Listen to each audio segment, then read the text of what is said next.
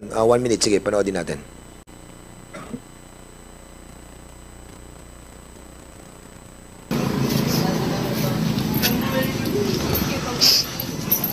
Laki na di ka rin. Laki na di ka rin. May mga higit po. Mapin din eh. Kaya pa dyan.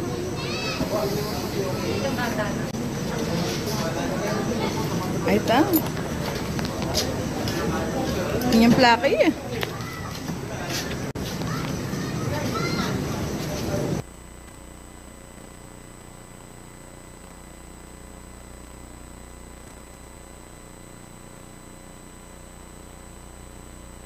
Hindi, baka, RD, yung ating bang copy ng CCTV nyo, much more complete? Yung kompleto, meron ba kayo? Saka may nakitang vehicle, Pakita natin yung kompleto, pati yung paghabol ng mga lumabas Ayun, doon sa hall na nakipagputukan. Saka nakita ko yung, yung vehicle doon. So dito, sino may-ari ng vehicle? Na meron kasi kayo dito na nakalagay sa report nyo na in-interview si Miss Romy L. Tan, owner of the plate number, yun, attached to the vehicle used by the suspects. So may ginamit na vehicle at identified yung may-ari. So ano nangyayari dito sa, sa investigation yung to? Your Honor, Mr. Chair, we checked the plate number na nakakabit po dun sa Toyota Innova, but unfortunately, sa ibang sasakyan po yun. Naka-registered. Ginamit lang po. So, well, ano yung sasakyan na nakita ninyo? Ano ba yun? Yung nasa CCTV, ano yung sasakyan yun? Black Innova. At yung plaka na nakita nyo, nakapangalan kay Romy Tan. Tama? Na ang registered sa LTO, anong sasakyan? Anong sasakyan? Yung registered sa LTO. Van White ata. Parang ganun, sir. Mali. Toyota van. Kaya tinitingnan mo yung report. Yung report ito, Honda nakalagay dito SUV.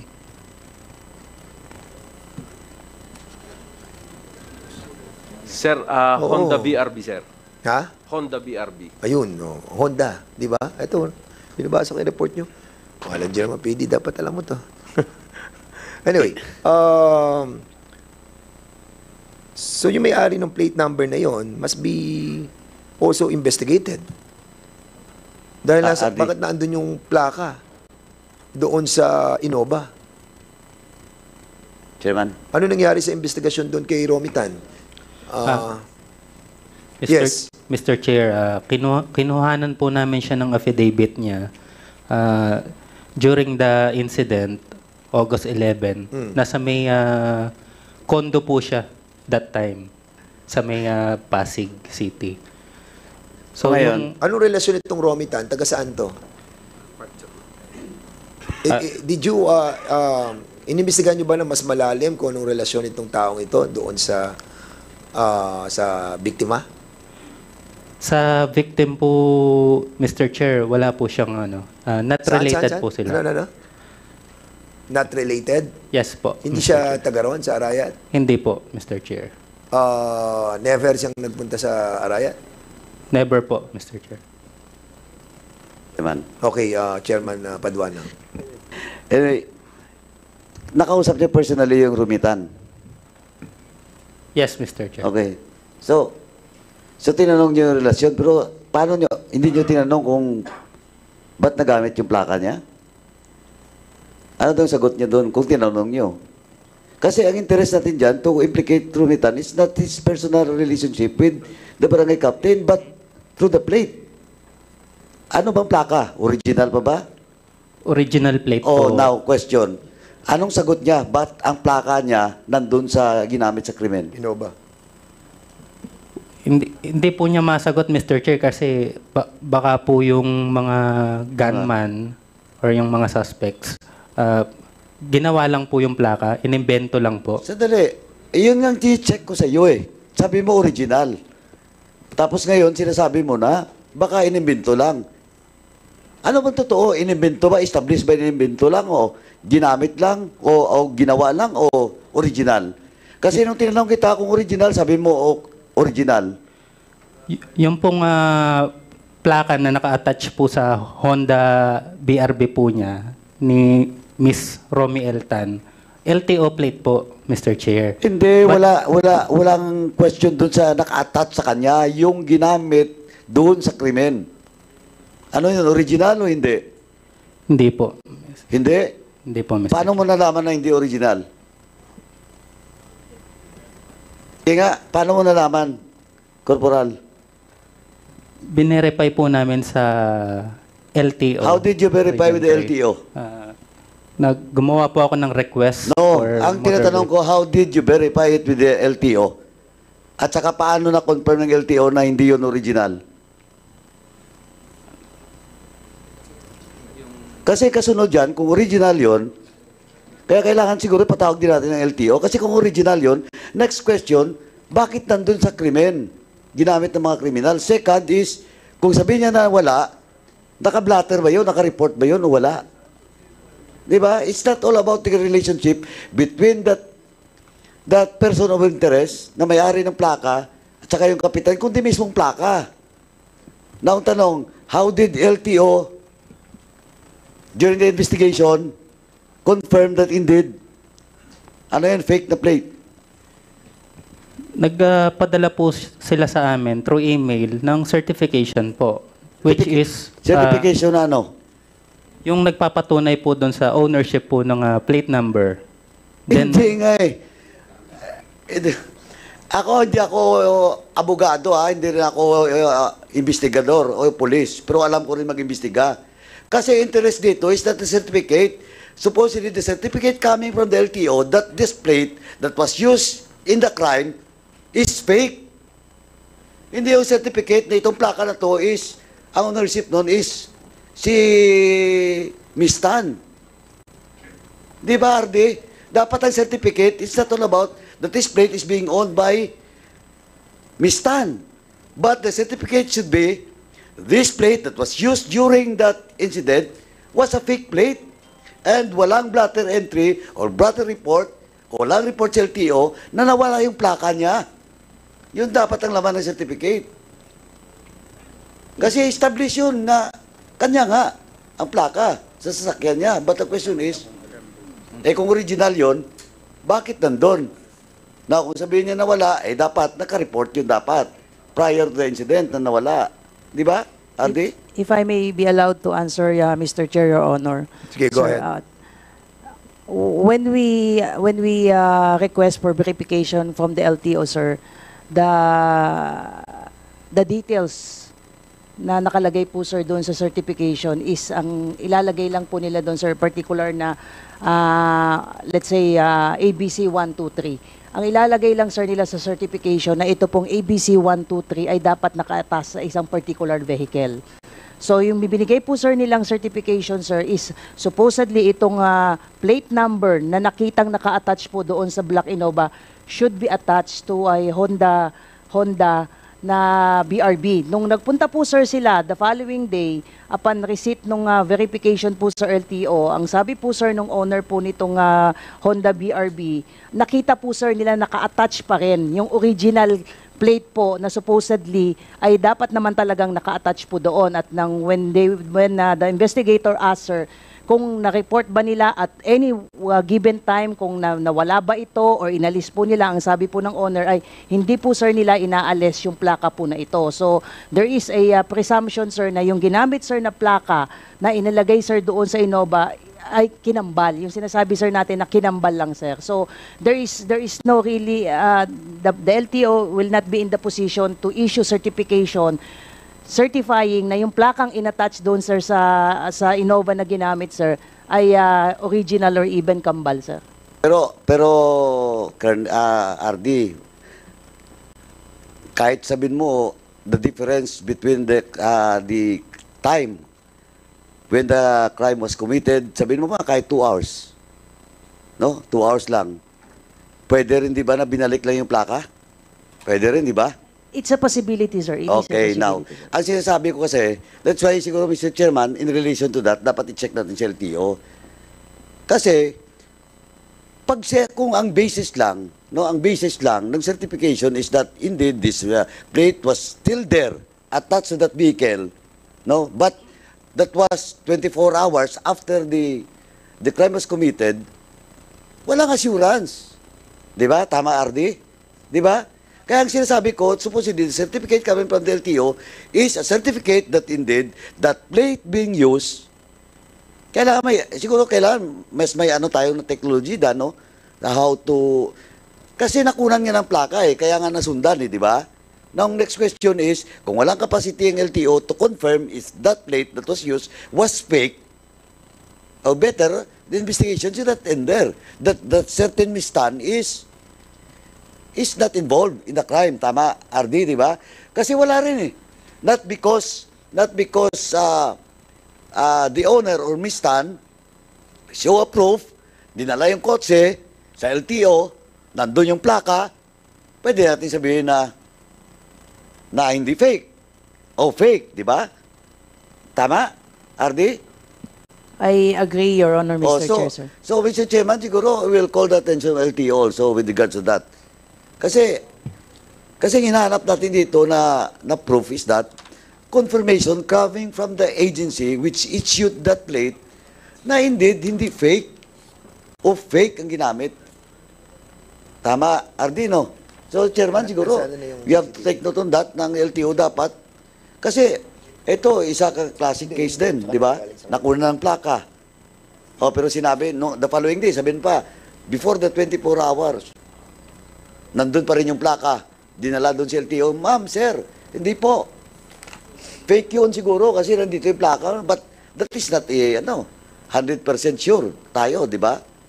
So, ganon siguro, RD, Chairman, kailangan ma-check natin yung LTO with regards to it. Kung wala sila, may problema sila dyan, question sa technology to check. 1 minute? Dapat siguro yan, pagtuunan ng pansin yan ng LTO, no? Paano gamitan ng talagang isang teknolohiya na ma-confirm yan na fake ba yun o original. Now, Chairman, ako lang, medyo ano lang ako doon, kasi doon sa CCTV, ako personally, itong CCTV lang na pinakita, not the whole CCTV pa na mahaba, itong pag-exit, nung pagbaba at saka pag-exit, RD, medyo malinaw na medyo, kumbaga mayroong contact doon sa loob. Tawagan ng iba doon, parang may last minute G2. And maybe that lady is the one who set up. She was the one who reported the last minute information that the barangay captain is there. Kasi, ako tingnan mo yung pagbaba, ang bilis lang Bilis lang. Yung operation na nakuha nila for not less than 1 minute.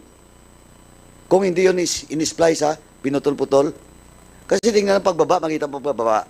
Then, binanatan siguro sa loob. Ay wala namang putok, ni marinig.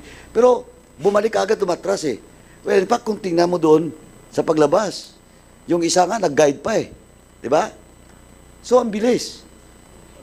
Na in such operation, ito si Chairman Akop, alam ni Chairman Akop to, mas alam nito In such operation, Chairman, di ba? Hindi mo pwedeng gawin yun kung wala kang tao doon sa loob na magre-report na nandito na. Tapos yung striker, malapit lang. Di ba?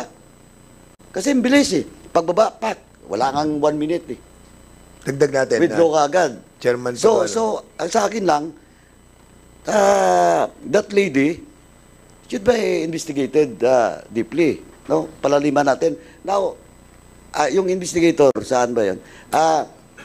Chairman Paduano, isingit ko lang to sa sinasabi mo kasi may binabanggit ka na crucial yung nasa loob na tao di ba? Yung lalo na yung 2 babae. Meron kasi kayong sinabit sa aming report ngayon. Meron ditong in-interview na mga witnesses, 2 babae. Sino to? Sila po yan, Mr. Chair. Yan. Katulad yan. Sila to. Ito yung mga witnesses na nando sa loob na sinasabing hindi taga-ron. Yes, Mr. Chair. At according kay Konsehala Lumbang, hindi, gusto namin makita yung kasi doon sa kanina presentation, wala yung 2 babae na lumabas Yung complete CCTV, nasaan? Raw. Yung raw. Kasi 1 minute lang yung raw. O kasi kung ito yung na-interview nyo, at ito yung nasa loob, sige, tingnan natin. With all due respect to... sige, wait. Mamaya ituloy ko lang. Wait. Para hindi lang ako maputol. Tapusin muna natin si Chairman Paduano. Sige, sir. Anyway, sinimulan natin yung sa dalawa pa, akala ko isa lang, isang babae lang, dalawa pala. Yung kausap po ni Barangay Chairman, isa lang po, Mr. Chair. Bakit dalawa sila doon sa pinatawag nyo? Yun po yung kasama nung babae po, sir. Kasama saan? Doon Kasama po doon sa lugar, Mr. Chair. sa lugar ng insidente? Yes, Mr. Chair. But yung kasama po niya is umalis po nung nangyari yung insidente. Yung naiwan po yung babae na nasa loob. So before the incident happened, yung isa umalis. Before o nung nangyari yung insidente, saka rin umalis. Before, Mr. Chair. So hindi pa nagkaputukan, umalis na yung isa. Yes, Mr. Okay, Chair. now ang question. Sabi mo kanina, ano yung establish yun na hindi taga roon? Taga-ibang barangay po, Mr. Chair. Hindi taga roon. Now, Yes, Mr. what, Chair. paano nyo binitawan na they are not involved? Base po doon sa interview namin po sa kanya, Mr. Chair. Anong tinanong nyo sa interview? Ikaw ba mismo nag-interview? Yes, Mr. Chair. Sige nga, paano mo tinanong? Una po, Mr. Chair, tinanong ko po siya kung bakit siya nandoon sa lugar. Anong sagot niya? Sabi po niya, Mr. Chair, kakamustahin lang daw po niya si victim, si Mr. Lumbang, Mr. Chair. Then, nakita po niya si Mr. mo, Lumbang. then, tanong mo dapat. Nung sinabi niya sa iyo na kamustahin niya, next question mo ano? Nung sinabi ko po sa kanya na ano yung mga napag-usapan nyo nung nasa loob. Mali. Mali ka. Dapat ang next question mo, bakit mo siya bisitahin? Kaano-ano mo ba siya? Yung Ganito, Corporal. Establish ba anong relasyon nila ni Kapitan? Na-establish mo ba? base po dun sa naging investigation po namin, sa interview din po namin doon sa babae. Ito pong babae na to humabol po ng SK chairman pero natalo doon sa barangay nila. Naging sponsor po niya si victim. Dali. Sabi mo kanina, hindi sa barangay, taga-barangay, tapos tumakbong SK chairman sa barangay. SK chairman po doon sa barangay po nila. Sa kabila. Yes po. Not hindi doon sa Doon Lakyos. sa pinangyarihan. Tinulungan ni Kapitan. Yes po, Mr. Chair. Ako, konsyala, kilala mo ba yung babae? Hindi po, Mr. Chair. Hindi ko po siya kilala. Hindi, may problema tayo dito. Chairman Dan, may problema tayo dito kasi alangan naman na ito, konsyala na. Ang asawa niya, Kapitan. Tapos may tinutulungan sa kabilang barangay. Kahit man lang hindi niya alam. Medyo may problema tayo dito, Mr. Chairman. So, Mr. Chair, wala po yun. Mr. Chairman, ako. Hindi. Yes, ma'am. Mr. Chair, ganito po yun. Nung insidente pong yun, hindi ko po siya kilala. Nung pong nalibing na si Mel, bigla pong siguro 2-3 araw, pumunta po sa bahay namin yung babae. Kasama po yung kanyang tatay. Akala ko po, ordinary lang po na pupunta sa bahay, manghihingi ng tulong, dahil kasamahan po yung taga-Kamba po na kaibigan po ni Mel. Ngayon, akala ko po ayun, yun nga, humihingi po ng tulong, dahil meron daw po siyang papatulong na yung sasakyan daw po niyang motor nasa munisipyo, nasa police station. Ako naman po, akala ko ordinary lang po na ganun lagi na may naghihingi ng tulong. Sabi ko nga po, bakit? Ano ba naging problema? Kinuwento nga po niya na kasama siya dun sa insidente kay Mel. Ay doon na po ako ba't nandito? Ba't siya pumunta? Nakausap na po pala ng mga kapulisan natin yung araw bago pumunta sa amin. Napuntahan po daw yung police station nung araw, yung pumunta po sa amin Sabado. Friday daw po pumunta sa police station, inimbitahan daw po para makausap siya. Ngayon, hinabilinan daw po na pupunta sa akin para kausapin ako. Ngayon, nakausap ko na po siya, nalaman ko na siya pala yung babae na nasa CCTV.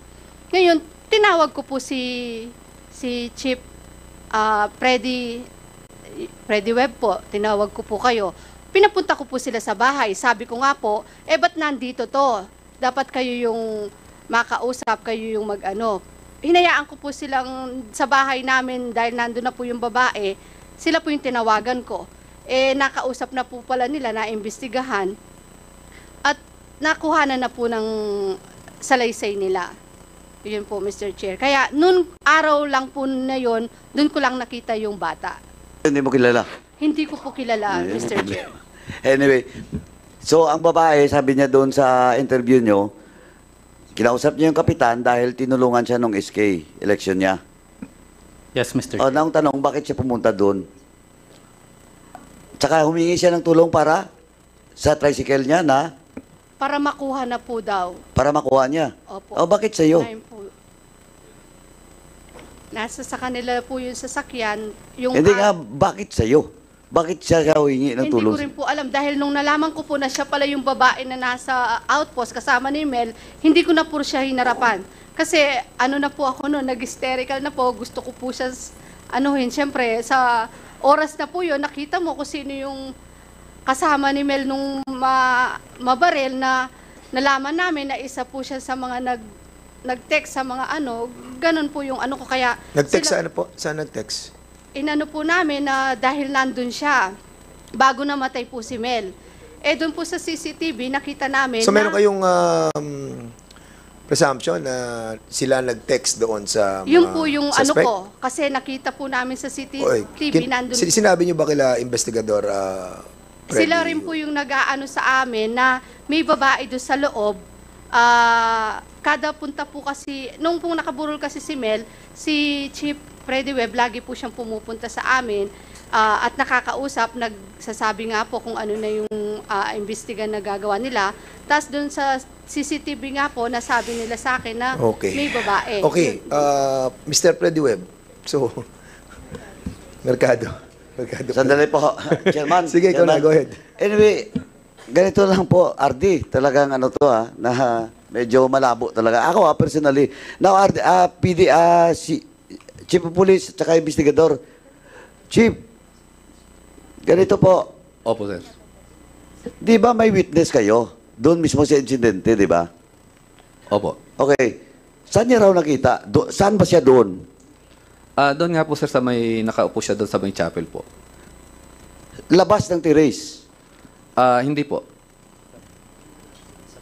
Katabi po. Hindi, magkaibang building yon. Magkatabi po, sir. Magkatabi pero 6 to 7 meters. Opo. Oh, hindi sa bidabit, sinabi niya ba na may babae prior to that incident? Nakausap ang kapitan? Meron po. Sinabi niya sa pidabit niya? Sinabi niya wala. Meron po. O, pakisabit nga yung pidabit niya. Sigurado ka, CD ha. Baka wala. Hindi kasi ako RD. Ako RD personally, ako, dapat yung babae sa person of interest. Kasi, unang-una, anong business niya now is claiming, during that, she claims that kinamusta niya yung kapitan. Ganun ka, tapos may nangyari. Tapos he was there, tapos may kasama sa isa. Yung kasama niya isa, ano naman yung papel ng isang babae na yon. Di ba, hindi nga, sabi ko nga, alam to ni Chairman ako, alam din naman pulis to eh. Yun yung last minute dito eh. Ako personally, yan yung nag-report. Kaya ang bilis ng operation, hindi na sila naganap. Pakita mo talaga. Kasi kung hindi na-confirm na nandun, maghanap pa yon tapos ba't doon talaga sila dumaan sa pinakamalapit. Di ba? Na pagbaba mo, binanatan na kagad. Then, wala ngang napaka-precise eh. Di ba? Napaka-precise. Wala ngang 1 minute yung operation. Di ba? So, I do believe that there is somebody that reported that the barangay captain is there during that time.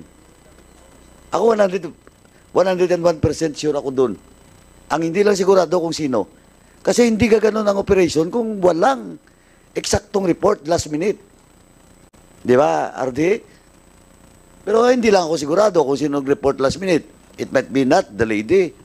It might be somebody else. But kung akong tatanungin, hindi ko pa nakita yung CCTV, pero ang tatanungin, inamin niya naman na yung babae, kausap niya, inamin niya rin na nandun siya, kinumusta rin sa kapitan, eh siya kaagad ang first na, dahil hindi siya taga roon, siya kaagad ang first na in priority sa persons of interest that gives the information that last minute nandun siyang kapitan. Chief, ha? Sabi mo kanina, nandun sa affidavit, ha? Yung affidavit na sinasabi mo, yung affidavit ng witness, nandun din yan kay ma'am, no? Kay konsihal.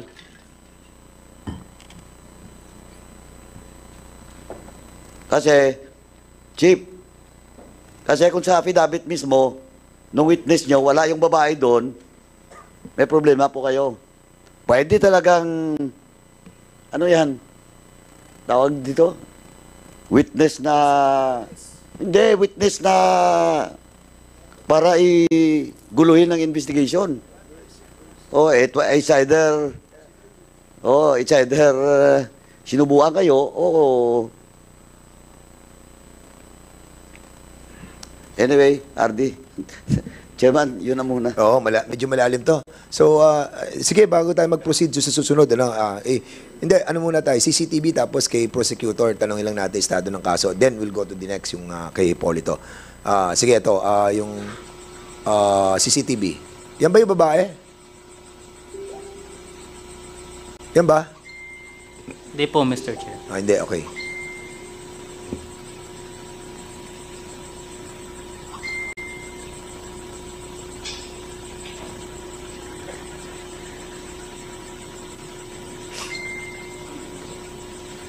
Sikat niya.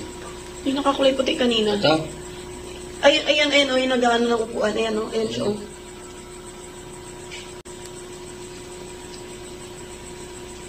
Ay, natamaan na siya. Ayun, yumuko siya. Makasakat na wala sa ating mga ano. Alam nila eh. Alam nila kung nasaan.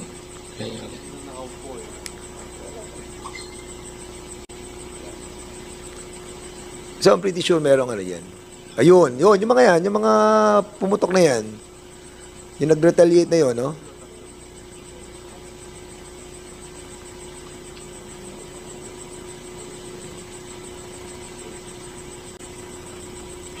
So, hindi nyo ba na-interview yung tatlong yun tungkol doon sa dalawang babae na nandun sa loob? Corporal Mercado? Corporal Ramirez, Mr. Ramirez pala, I'm sorry. Hindi nyo ba na-interview? Na-interview po, Mr. Chair. Ano sinabi nila tungkol sa dalawang babae na nandun? Kasi isa, nanggaling sa loob eh. Yung pumutok, yung umabol ng baril. Nakita mo? Nabol niya eh. Pretty sure, nakita niya yung dalawang babae dun. Ay, isang babae na nasa loob. Di ba? Regarding po dun sa kasamang pumutok ni Yes, Mr. oo. Lambang. Actually, Mr. Chair, hindi po sila nagsasabi talaga kung ano po yung ano eh. Tikom po talaga yung bibig nila. Nung Mr. Chair. tatlo na nandun. Yung isa, nakita ko kasi isa nanggaling sa labas eh. Yung dalawa, nanggaling sa loob eh. Yung isa pong identify, Mr. Chair. Doon sa tatlo. Yes, Mr. Chair. So, hindi siya nagsasalita. Yes, Mr. Chair. So, anong ginawa ninyo? Yun na nga sinasabi ni, ni Chairman Acop eh. Di ba? Makikita ang galing ng isang investigador kung mapapagsalita niya yung mga witnesses. Mr. Chair, Yes, Chairman Acop. kasi hindi nila may paliwanag bakit nandun yung tatlong yun. At bakit may dalang baril. Yung bang kinutok nila, lisensyado pa. Yun ang, alam nyo, pulis kayo eh. Dapat yun ang nakikita ninyo. Kung ayaw nilang mag-testify, yung tao, sabi mo, kitang-kita, pumutok ka. Di ba? Yung sinabi ko, yung huling statement ko, one of the hallmarks of a good investigator is to be able to convince the witnesses to come out and testify. Yun. Bakit hindi mo pala ng kaso ng obstruction of justice kung ayaw niyang mag-testify? Bakit hindi yung pag-explainin, bakit ka may baril? Yung bang baril mo, lisensyado. Hindi nyo kinukompleto eh. Di ba?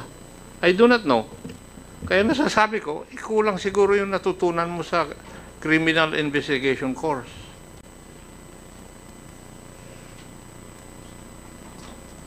Tanong ko, did you doon po sa privilege speech sa resolution ni SDS, nakalagay dito. He also referred to speculations about the killings being connected to illegal activities, political rivalries, and upcoming elections. In the case of Barangay Captain Mel, ano ang nakikita niyong motibo? Just like the question asked by the Honorable Barbers a while ago. Mr. Chair, yung nakikita po namin na possible motive dito is power struggle, Mr. Chair. Power struggle, Mr. Chair, yung... Yung tanong ko, political or electrical? Eh, sisiguruhin mo. Hindi po sa politika, Mr. Chair. Hindi politika? Ay, anong klaseng struggle? Power struggle, Mr. Chair, considering na yung victim is dating member po ng Gun for Hire. Yung si Kapitan? Yes, Mr. Chair. Meno, anong kaso ang dahilan? Bakit siya nakulong? Mr. Chair, based po dun sa records, si Mr. Lumbang po, na-charge po siya for 2 counts of murder and frustrated murder. That's why nakulong po siya for 16 years in Muntinlupa. Okay. Madam Konsehala, totoo po ba yun? Allegations na yun? Mr. Chair, wala pong ganun. Na-serve na po niya yung case niyang yun. Hindi. Opo. Sige, ako nang magtanong. Opo. Totoo ba na nakasuhan yung asawa niyo ng murder at saka frustrated murder? Opo, Mr. Chair. Nasentensyahan po ba siya? Opo. O di totoo yung sinabi ng ating investigador? Pero hindi po siya gun for hire na sinasabi po niya, Mr. Chair. Ano ang basehan mo, Iho? Bakit mo sinabi na gun for hire yung nasirang kapitan?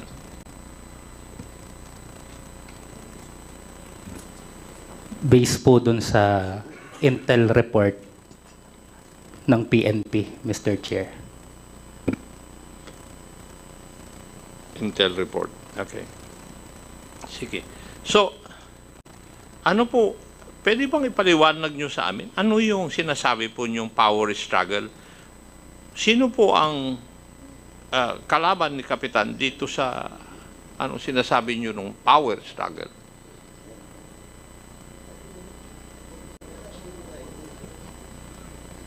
Mr. Chair? Uy, dapat alam mo yun. Mr. Chair? Mr. Chair? Sandali Go lang ahead. po. Nagtatanong pa po ako eh. Wait, Hindi pa sumasagot yung tinatanong ko eh. Chairman ako, you have the floor. Sorry po. Ano yung sagot mo ron, Iho? Paliwanag nyo nga sa amin dito, yung ano yung klase ng power struggle? Based po dun sa background details po ng victim, siya po ay miyembro ng Gun for Hire.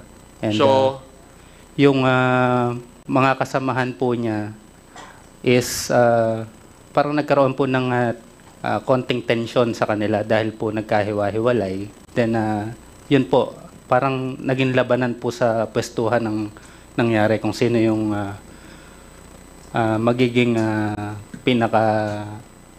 magaling? Parang ganun po, Mr. Chair. Oh, napanood ko na sa sine yan. Ilang sine na napanood ko yan tungkol sa mga hidwaan ng mga assassins. Di ba? Ganun po yung teorya ninyo. Yan po yung nakikita namin sa investigation po namin. And based po dun sa mga report po. Yes. Thank you. Ano po yung gustong magsalita yung baba? Yes, Konsehala, now you are recognized, please. Opo, sorry po kanina.